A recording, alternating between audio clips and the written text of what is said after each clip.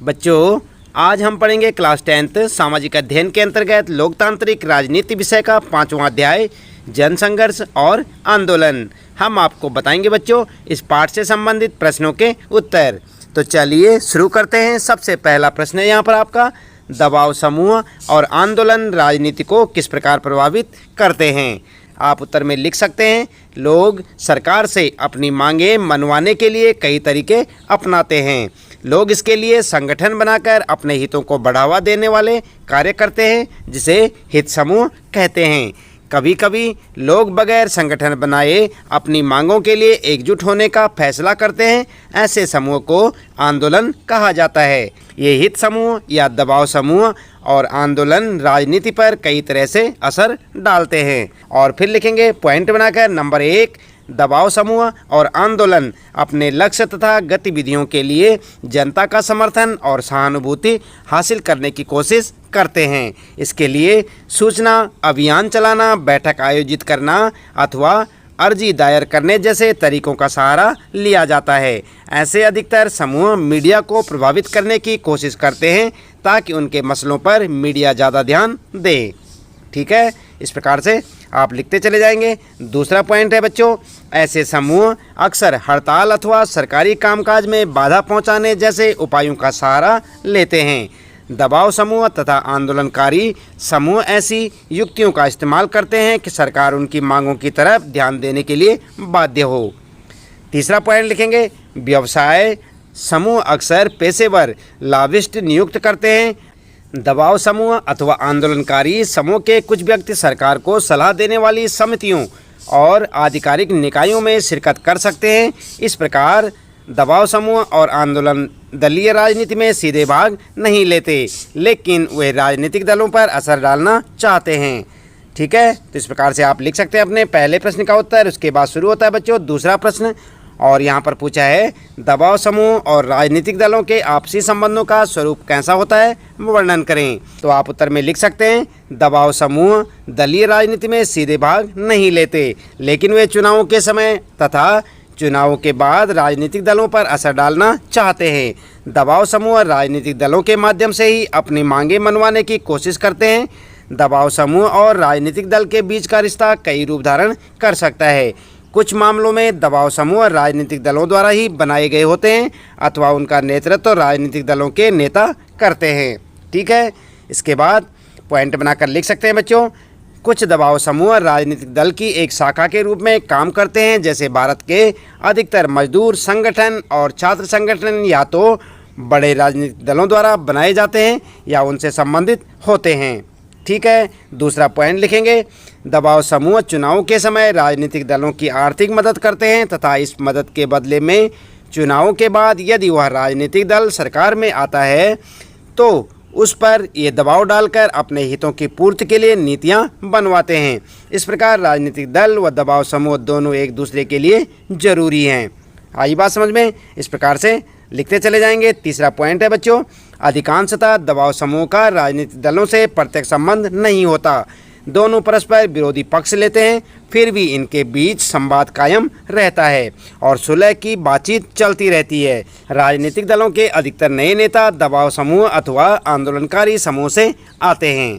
तो इस प्रकार से आप अपने दूसरे प्रश्न का उत्तर लिख सकते हैं। अच्छे से लिखें बच्चों, साथ साथ याद भी करें। और इसके बाद फिर आता है आपका तीसरा प्रश्न। यहाँ पर पूछा है, दबाव समूह की गतिविधियाँ लोकतांत्रिक सरकार के कामकाज में कैसे उपयोगी होती हैं। उत्तर लिख सकते हैं, दबाव समूह की गतिविधियाँ लोकतांत्रिक सरकार के कामकाज में उपयोगी साबित होती हैं। और फिर पॉइंट बनाकर लिखेंगे, नंबर 1, आम नागरिक की ज़रूरतों से सरकार को अवगत कराते हैं। ये दबाव समूह शासकों के ऊपर दबाव डालकर लोकतंत्र में महत्वपूर्ण भूमिका निभाते हैं। सरकारें अक्सर धनी और ताकतवर लोगों के अनुचित दबाव में आ जाती है। जनसाधारण के हित समूह इस अनुचित दबाव के प्रतिकार में उपयोगी भूमिका निभाते हैं और आम नागरिकों की ज़रूरतों और समस्याओं से सरकार को अवगत कराते हैं।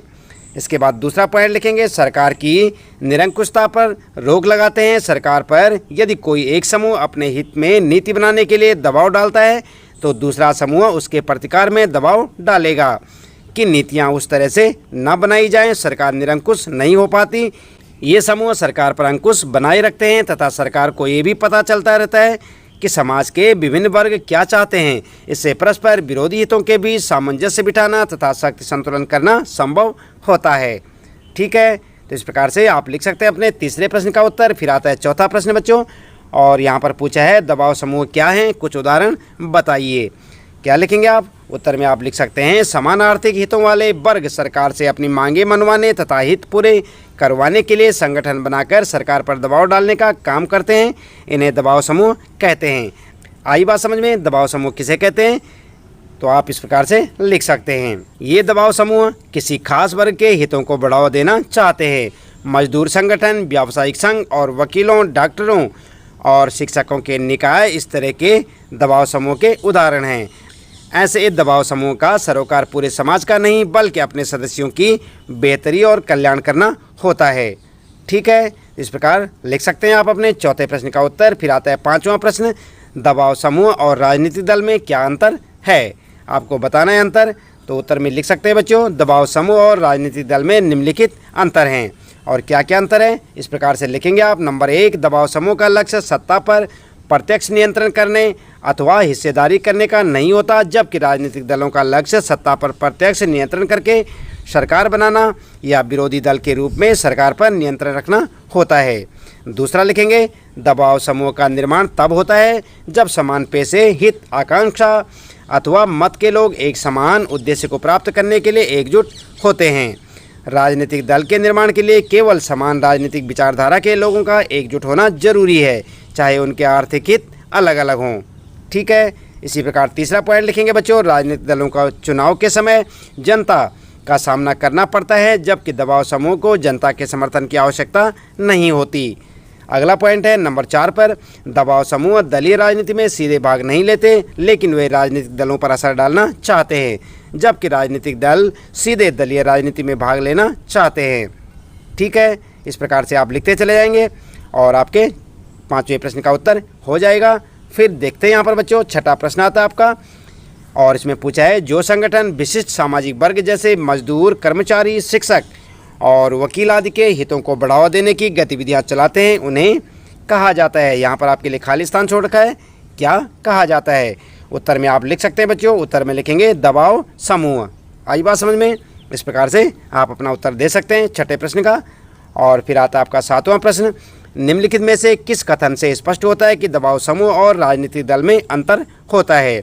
और यहाँ पर आपके 4 विकल्प दिए हुए हैं बच्चों। क है, राजनीतिक दल राजनीतिक पक्ष लेते हैं जबकि दबाव समूह राजनीतिक मसलों की चिंता नहीं करते। और उसके बाद अगला है ख वाला, दबाव समूह कुछ लोगों तक ही सीमित होते हैं जबकि राजनीतिक दल का दायरा ज़्यादा लोगों तक फैला होता है। अगला है बच्चों फिर ग है, दबाव समूह सत्ता में नहीं आना चाहते जबकि राजनीतिक दल सत्ता हासिल करना चाहते हैं। और घ है यहाँ पर, दबाव समूह लोगों की लामबंदी नहीं करते जबकि राजनीतिक दल करते हैं। तो उत्तर में आप क्या लिखेंगे? इन चारों में से आप उत्तर लिख सकते हैं कि ग वाला आपका बिल्कुल करेक्ट ऑप्शन है। दबाव समूह सत्ता में नहीं आना चाहते जबकि राजनीतिक दल सत्ता हासिल करना चाहते हैं। ठीक है, तो आपका उत्तर हो जाएगा। उसके बाद आता है बच्चों आपका फिर 8वां प्रश्न, सूची फर्स्ट, संगठन और संघर्ष का मिलान सूची सेकंड से कीजिए और सूचियों के नीचे दी गई सारणी से सही उत्तर चुनिए। तो आपको यहाँ पर ये सूची देखने को मिलेगी बच्चों, इसका मिलान करना आपने फर्स्ट सूची का सेकंड सूची से। और यहाँ पर आप देख सकते हैं फर्स्ट सूची में पहले लिखा है किसी विशेष तबके या समूह के हितों को बढ़ावा देने वाले संगठन, और सेकंड है यहाँ पर दूसरा है जन सामान्य के हितों को बढ़ावा देने वाले संगठन, तीसरा है किसी सामाजिक समस्या के समाधान के लिए चला गया एक ऐसा संघर्ष जिसमें सांगठनिक रचना हो सकती है और नहीं भी, और चौथा है बच्चों ऐसा संगठन जो राजनीतिक सत्ता पाने की गरज से लोगों को लामबंद करता है। जबकि सेकंड में यहाँ पर लिखा है सूची सेकंड में क है आंदोलन, ख है राजनीतिक दल, ग है वर्ग विशेष के हित समूह और घ है लोक कल्याणकारी हित समूह। और उसके लिए यहाँ पर से आप उत्तर देखेंगे, ये दूसरी सूची यहाँ पर आप देख सकते हैं। और यहाँ पर क, ख, ग और घ, इनमें से आपको एक सेलेक्ट करना है कि कौन सा जो है बिल्कुल सही है। तो यहाँ पर आप उत्तर लिख सकते हैं बच्चों, ख वाला बिल्कुल करेक्ट है, ग, घ, क और ख। आई बात समझ में? तो ये आपका सही उत्तर होगा। इसके बाद फिर 9वां प्रश्न है बच्चों, ठीक उसी प्रकार सूची फर्स्ट का सूची सेकंड से मिलान करें और सूचियों के नीचे दी गई सारणी में से सही उत्तर को चुनें। और यहाँ पर भी इसी प्रकार से आपको एक सूची देखने को मिलेगी, आप अपनी पाठ्य पुस्तक में देख सकते हैं। सूची फर्स्ट और सूची सेकेंड। पहला है दबाव समूह, दूसरा है लंबी अवधि का आंदोलन, तीसरा है एक मुद्दे पर आधारित आंदोलन, चौथा है राजनीतिक दल। और यहाँ पर है सूची सेकंड में नर्मदा बचाओ आंदोलन, ख है असम गण परिषद, ग है महिला आंदोलन और घ है खाद्य विक्रेताओं का संघ। और उत्तर के लिए आप इस सूची को देखेंगे जो नीचे आपके लिए दे रखी है सूची, और इसमें से आपको सही सूची को चुनना है।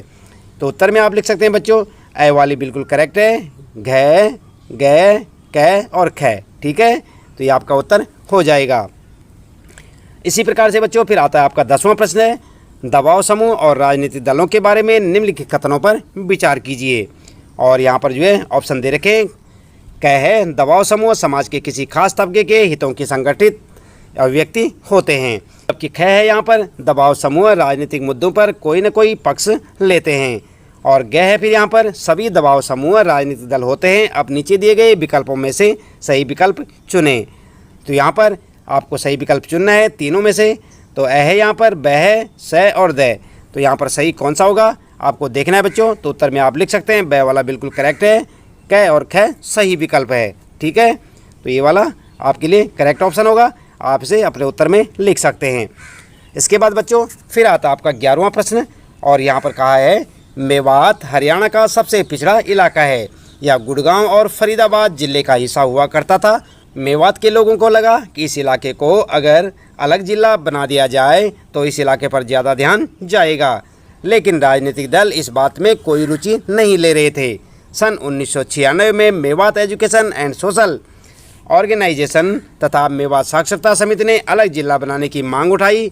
बाद में सन 2000 में मेवात विकास सभा की स्थापना हुई। इसने एक के बाद एक कई जन जागरण अभियान चलाए। इससे बाध्य होकर बड़े दलों यानी कि कांग्रेस और इंडियन नेशनल लोक दल को इस मुद्दे पर अपना समर्थन देना पड़ा। उन्होंने फरवरी 2005 में होने वाले विधानसभा के चुनाव से पहले ही कह दिया कि नया जिला बना दिया जाएगा।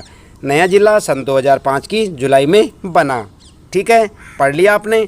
इसके बाद यहाँ पर पूछा है इस उदाहरण में आपको आंदोलन, राजनीतिक दल और सरकार के बीच क्या रिश्ता नज़र आता है। क्या आप कोई ऐसा उदाहरण दे सकते हैं जो इससे अलग रिश्ता बताता हो। समझे आप बच्चों। तो क्या लिखेंगे उत्तर में। उत्तर में आप इस प्रकार से लिख सकते हैं बच्चों, इस उदाहरण में देखा गया कि मेवात को अलग जिला बनाने के लिए दबाव समूह और आंदोलन ने राजनीतिक दलों व सरकार को प्रभावित किया। जब चुनाव का समय आया तो राजनीतिक दलों को दबाव समूह के समर्थन की आवश्यकता हुई, इसलिए उन्होंने दबाव समूह की बात मानकर मेवात को अलग जिला बना दिया। इससे पता चलता है कि दबाव समूह राजनीतिक दलों पर अपनी मांगों को मनवाने के लिए दबाव डालते हैं और राजनीतिक दल सरकार में आने के लिए दबाव समूह का समर्थन चाहते हैं, ठीक है। तो इस प्रकार से आप अपना उत्तर लिख सकते हैं बच्चों। अपने हिसाब से भी आप अपना उत्तर लिख सकते हैं। आप जो है उस टिप्पणी को या पैराग्राफ को पढ़कर लिख सकते हैं। तो इसके साथ ही बच्चों इस पाठ से संबंधित प्रश्नों के उत्तर यहाँ पर समाप्त होते हैं। उम्मीद है कि आपको अच्छे से समझ आए होंगे। मिलते हैं फिर अगली वीडियो में नए पाठ के कुछ नए प्रश्न उत्तरों के साथ।